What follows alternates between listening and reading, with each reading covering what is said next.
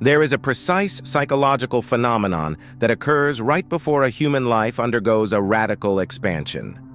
The moment an internal force reaches its absolute limit and is forced to flip into its opposite. If you are watching this, you aren't failing. You are at the tipping point. Think of a bow and arrow. To launch the arrow forward with power, it must first be pulled backward under intense tension into the dark. That tension, that feeling of being pulled back while the rest of the world moves forward, is the primary sign that your greatest launch is imminent. Jung observed that before the best chapter of a person's life, there is an almost total withdrawal of psychological energy from the outer world. Your career feels like a script you forgot the lines to. Your social circle feels like a room with no oxygen. This isn't depression. It is the ego's final stand. The version of you that got you here cannot take you there. You are currently being dismantled so that the unlived life within you can finally take form. Most people quit during this phase because they mistake the silence for emptiness. But as Jung famously said, in all chaos there is a cosmos. In all disorder, a secret order. Today, we are going to explore the 5 specific psychological markers that prove your current delay is actually a divine setup for a life that will eventually give you goosebumps. To understand why your life feels the mask, persona, like it is currently dissolving, we must first confront the most sophisticated piece of machinery in the human psyche, the persona. In Latin, the word persona did not refer to a person's character. It referred to the clay or wooden masks worn by actors in ancient Greek and Roman theater. These masks served a dual purpose. They projected a specific social role to the audience, and they acted as a megaphone, amplifying the actor's voice so it could reach the back of the Colosseum. Carl Jung observed that every modern human being wears such a mask. It is the functional necessity of the ego.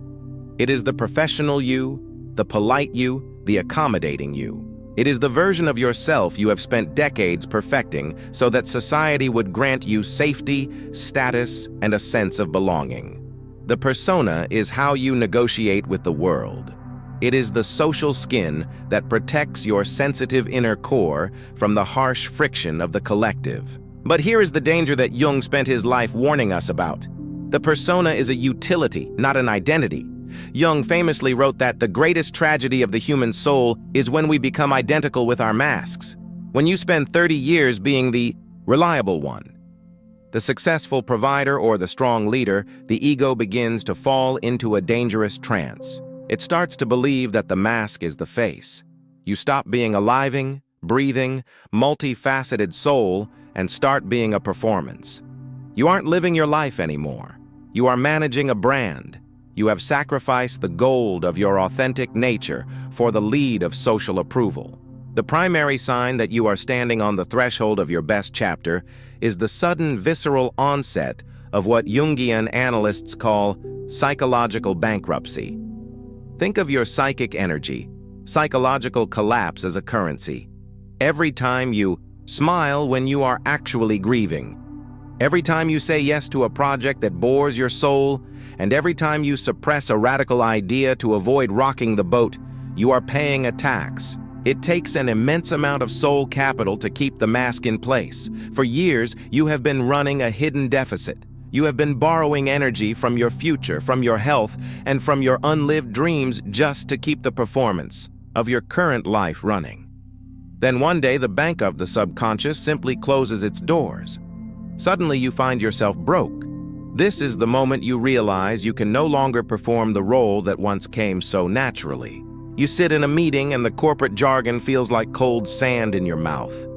You go to a social gathering with old friends, and the small talk feels like a physical weight on your chest, an invisible hand pressing against your throat.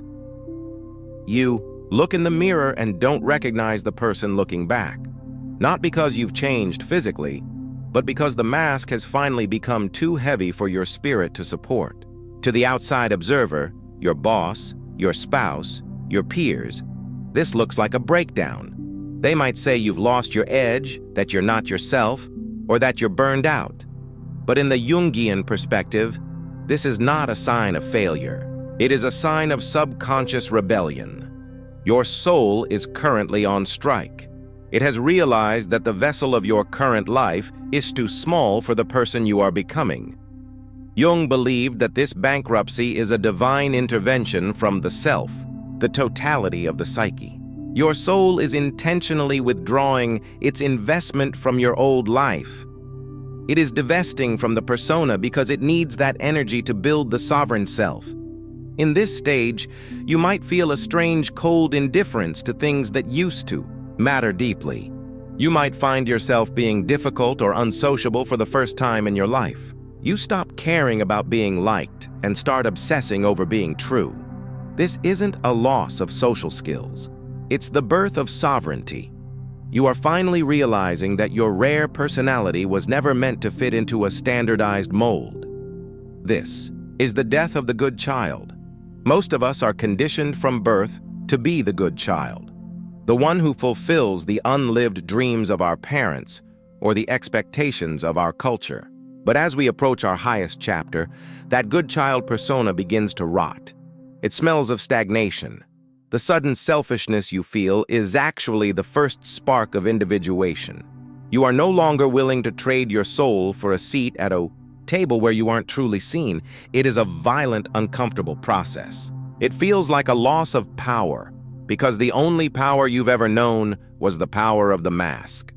But Jung taught that the mask must shatter so that the gold of the golden shadow can be reclaimed. You have been projecting your greatness onto others, but the bankruptcy of the persona forces that greatness back into your own hands. When the mask shatters, you are forced to stand in the world naked. You no longer have the shield of your title, your reputation, or your niceness. You are left with only what is real, and while that is terrifying, it is also the only state in which you can actually receive the gifts of the best chapter. You cannot receive your true destiny while you are wearing someone else's face. The bankruptcy of the persona is the clearing of the land before the palace is built.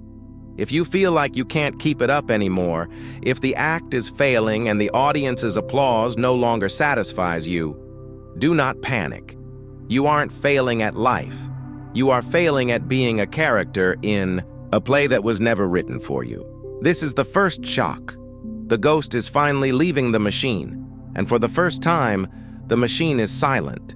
In that silence, the rail architect begins to speak. You are being dismantled, not destroyed, but to be rebuilt.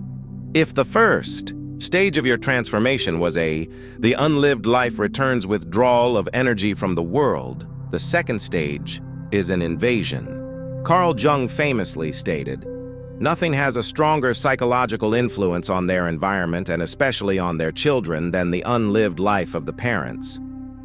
But what most people fail to realize is that this unlived life doesn't just haunt the next generation, it haunts you.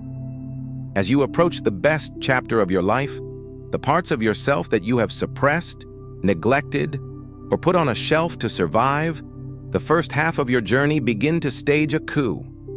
This is the invasion of the unlived life. In your earlier years, you made a series of necessary yet painful trades. To be successful, you might have suppressed your creative eccentricity. To be secure, you might have ignored your nomadic spirit. To be accepted, you might have buried your radical, rare personality under a layer of conventionality. Jung believed that these suppressed parts of the psyche do not simply vanish. They go into the shadow where they ferment. They wait. When you are on the threshold of a major life shift, these ghosts stop waiting. Suddenly, you find yourself possessed by irrational urges. You might feel a sudden, inexplicable obsession with a language you've never spoken, a craft you've never practiced, or a philosophy that contradicts everything you were taught. You might find yourself staring out of office windows, feeling a pull toward a life that looks nothing like your current one, to your ego, the manager of your life. This feels like a midlife crisis or a loss of focus.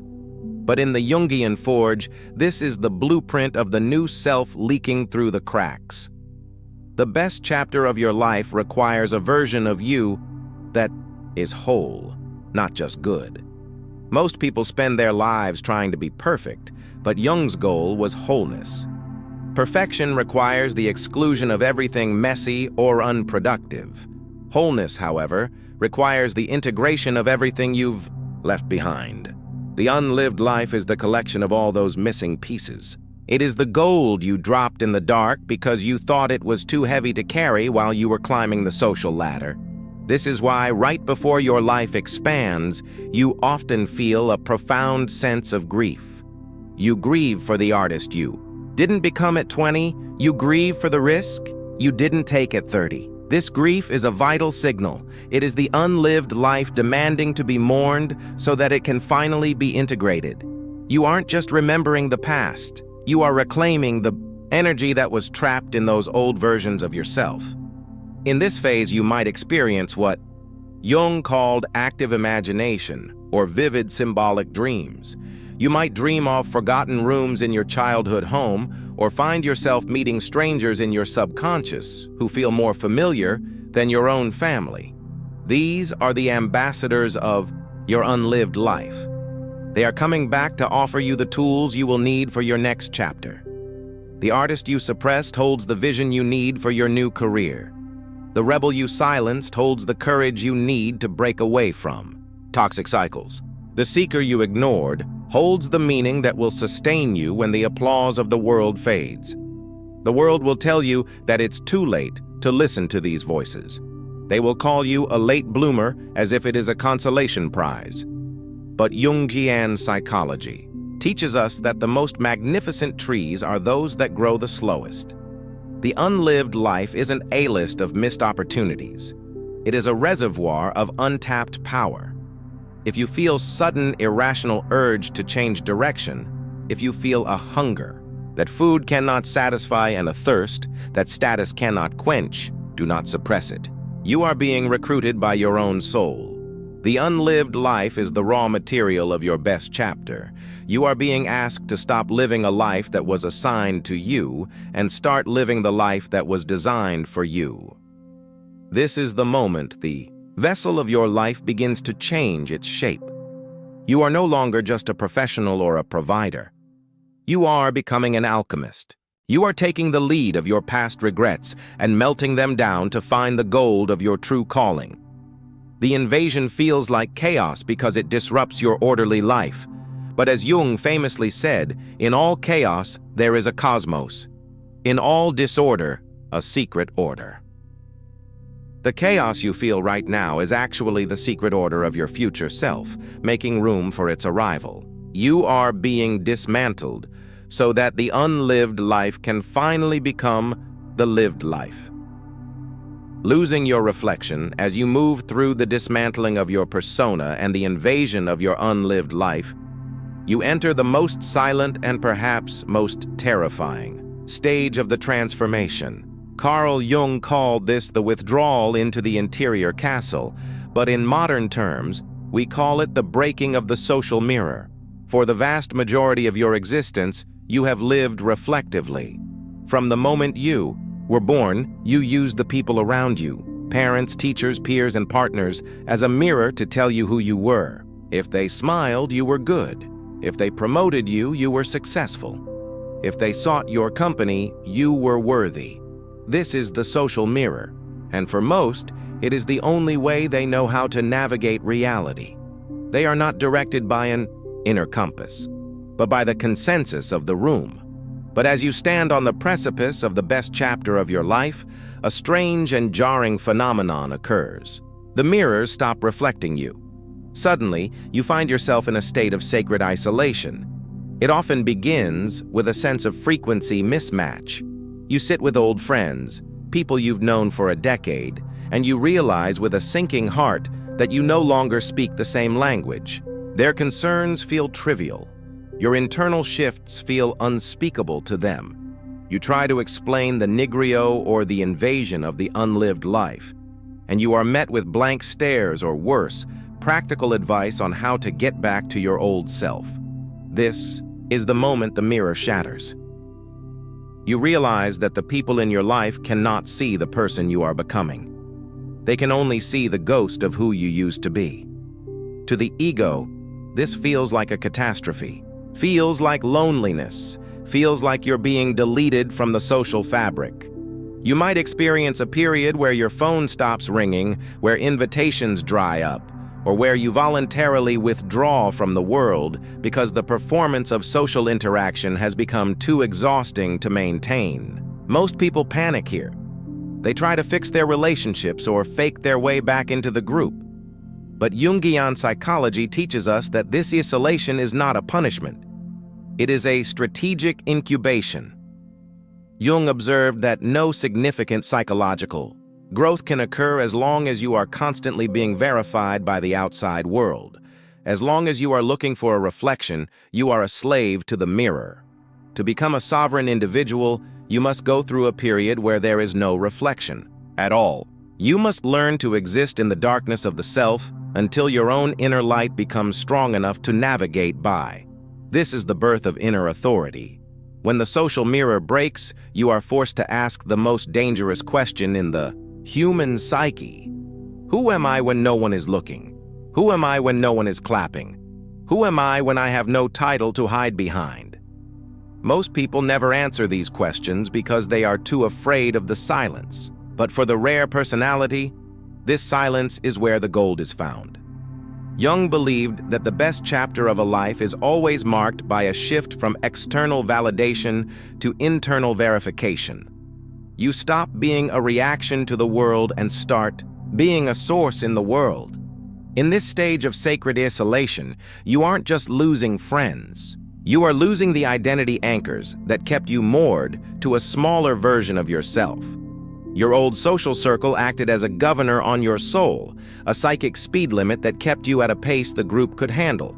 By breaking the mirror, the universe is removing the speed limit. It is clearing the deck so that your new life has room to land. You might feel invisible during this time. You might feel like the world has moved on without you, leaving you behind in a stagnant pool. But think of the bamboo tree. For years, it shows no growth above the ground.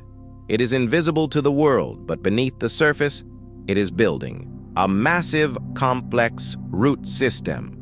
When the time is right, it grows 90 ft in a single season. You are currently in the root phase. The isolation is the dirt that protects you while you are being rewired. Jung often spoke of the teos, a sacred enclosed space where the alchemical work could take place without interference.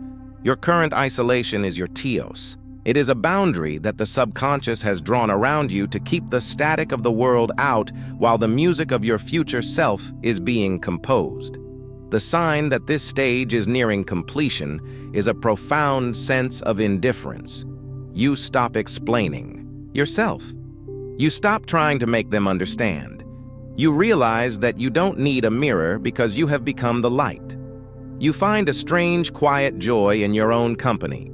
You realize that being out of sync with a world that is fundamentally out of its mind is actually the highest form of sanity. When you stop looking for yourself in the eyes of others, you finally have the vision to see the best chapter as it actually is. You are no longer performing for an audience. You are preparing for a calling. The mirror had to break so that the window could finally open. After the persona has collapsed, the unlived life has invaded, and the social mirror has shattered. You letting go of control arrive at the most counterintuitive gate of the Jungian journey. This is the stage of active surrender. For the high achiever, the late bloomer, or the person who has spent their life fighting to make things happen, this stage feels like a betrayal of everything they've ever known. Feels like giving up. But in the architecture of the soul, it is the exact opposite.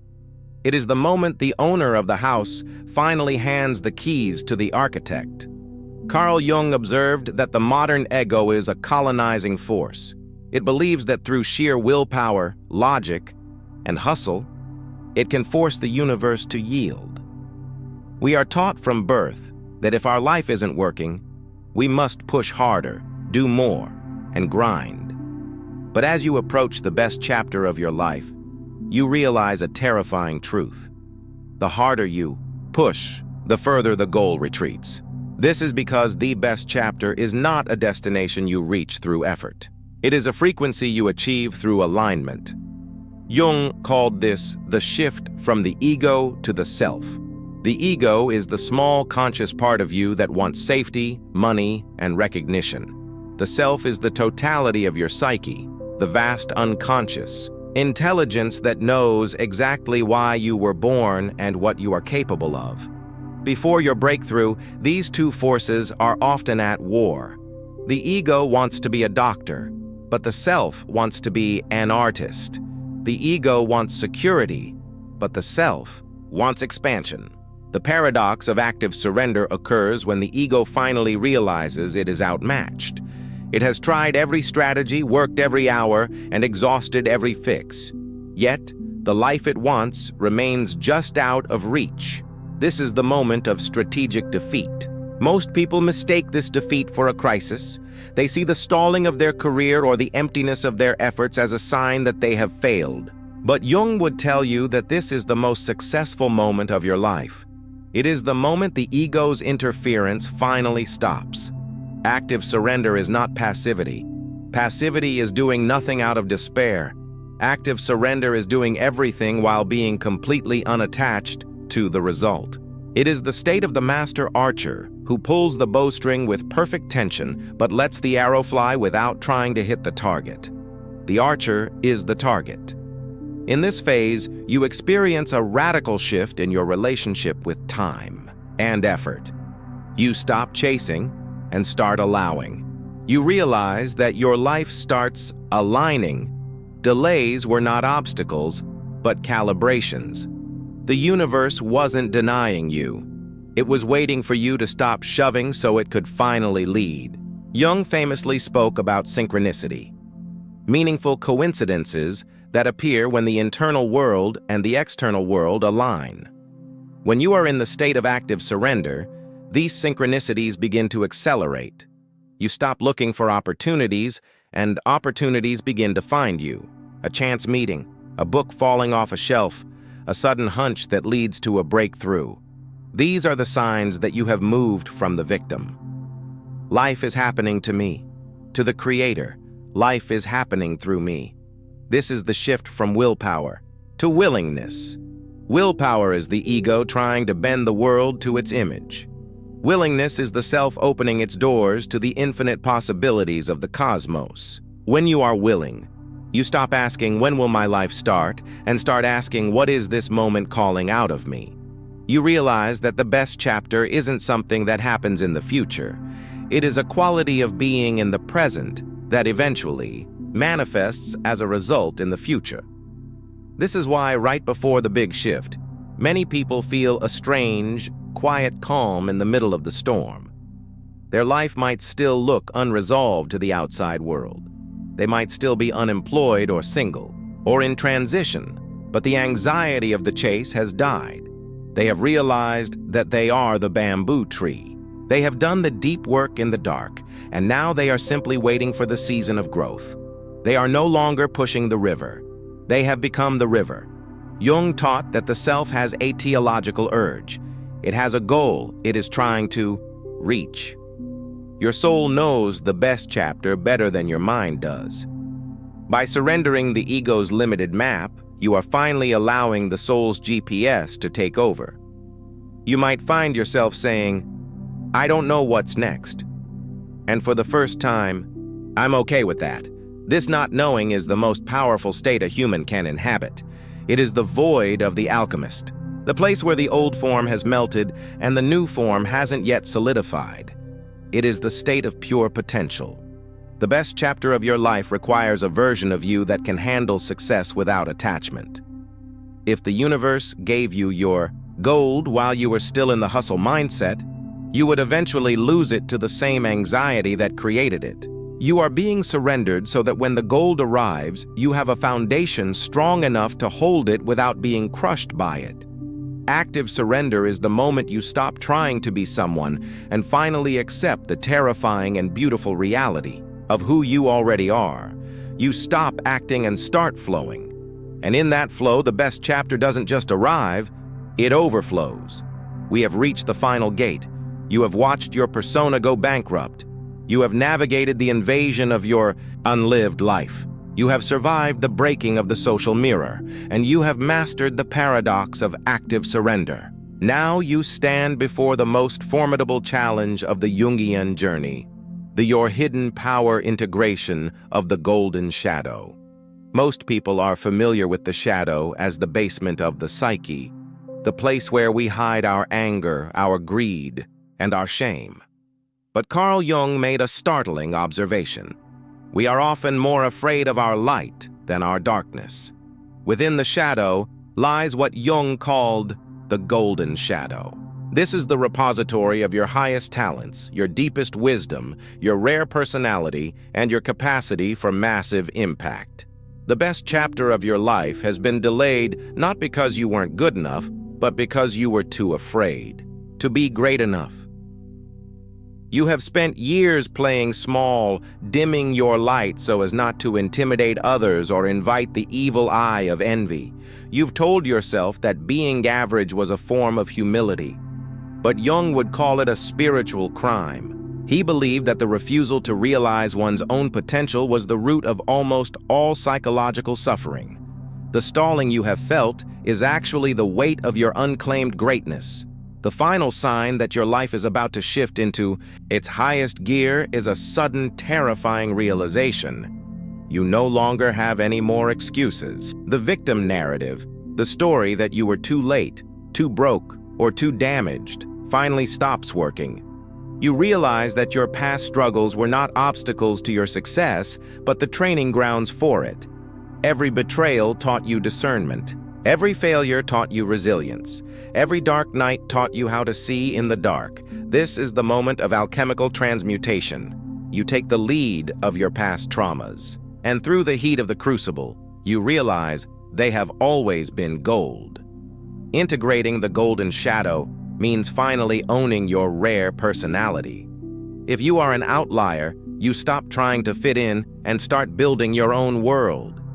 If you are a late bloomer, you stop apologizing for your timing and realize that your late start gave you a depth of soul that early bloomers can never replicate. You stop looking for a master or a guide and realize that the authority you've been seeking has always been sitting in your own chair. In this stage, your language changes. You stop saying "I hope" and start saying "I am." You stop asking "Is it possible?" and start asking "How do I facilitate this?" You move from the seeker who is always looking for the truth to the knower who is finally living it. Jung taught that the goal of human life is individuation to become the specific, unique, unrepeatable self that only you can be. Becoming your true self. The best chapter of your life is simply the outward manifestation of this inward wholeness. When you stop fighting yourself, the world stops fighting you. The golden shadow brings with it a sense of objective responsibility. You realize that your talents are not yours to hide. They are gifts that the universe has entrusted to you. Playing small isn't humility. It is a betrayal of the life force. When you finally claim your gold, you notice that the synchronicity we discussed in Part 4 becomes a constant companion. The Red Sea of your obstacles begins to part. Not because you are lucky, but because you are finally in alignment. You will know you have reached the end of the transition when the fear of staying the same becomes greater than the fear of changing. You realize that the vessel of your old life is so shattered that there is no going back. The only way is through. This is the birth of the Creator. You step into your new chapter not as a lucky survivor, but as a conscious architect. You look back at the dark night you just walked through and you see it for what it was, a sacred setup. The universe didn't want to break you. It wanted to break the mask so that the soul could finally breathe. If you are watching this and you feel a strange shiver in your spirit, a sense of recognition that goes deeper than logic, that is your golden shadow knocking. It is your best chapter demanding to be let in. Jung's final message to us was one of radical hope. I am not what happened to me. I am what I choose to become. You have been through the fire. You have paid the tax of the persona. You have survived the silence of the void. Now it is time to wear the gold. Your arrival isn't a future event. It is a present decision. The best chapter begins the moment the shift begins. Now stop asking for permission to be who you already are. We have traveled through the most difficult landscapes of the human psyche. We have seen how the bankruptcy of your persona was not a failure, but a liberation. We have understood that the invasion of your unlived life was a recruitment, and that your sacred isolation was the necessary silence before the symphony begins. If you have stayed until this moment, it is because you recognize the truth in these patterns. You are no longer the person who started this video. You have crossed the threshold from the victim of circumstance to the architect of the self. The best chapter of your life is not a distant land you are trying to reach. It is the ground you are currently standing on. The shift happens the moment you stop waiting for the world to validate your gold and start acting as the sovereign of your own destiny. You have been in the crucible long enough. The nego, the blackening is over. The albedo, the whitening and purification has done its work. Now the rubido begins. This is the stage of the redness, the stage of life action, and the manifestation of the true self in the world. But this journey of individuation is not a solitary one, though it often feels like it. It requires a community of like-minded outliers who understand the weight of the rare personality. If this deep dive into Jungian alchemy has resonated with your soul, I invite you to join our collective. Subscribe to Carl Jung Daily and turn on the notification bell. We are building a sanctuary for those who refuse to live a small life, a space for the late bloomers, the seekers, and the modern alchemists who know that their greatest work is still ahead of them. By subscribing, you are signaling to your subconscious that you are committed to the work of wholeness. Before you go, I want to see who is standing in the gold with us today. If you have felt the shiver of recognition during this video, if you are ready to stop playing small and finally integrate your golden shadow, comment the word ALCHYMIA below. When you type that word, you aren't just leaving a comment. You are making a psychological mark in the world. You are declaring that the vessel has been rebuilt, and you are ready to house the greatness you were born to express. And finally, if you know someone, a friend, a sibling, a fellow seeker who is currently in the heat of their own crucible and feels like they are failing, share this video with them. Be the synchronicity they have been praying for. Your best chapter is no longer a dream. It's an inevitability.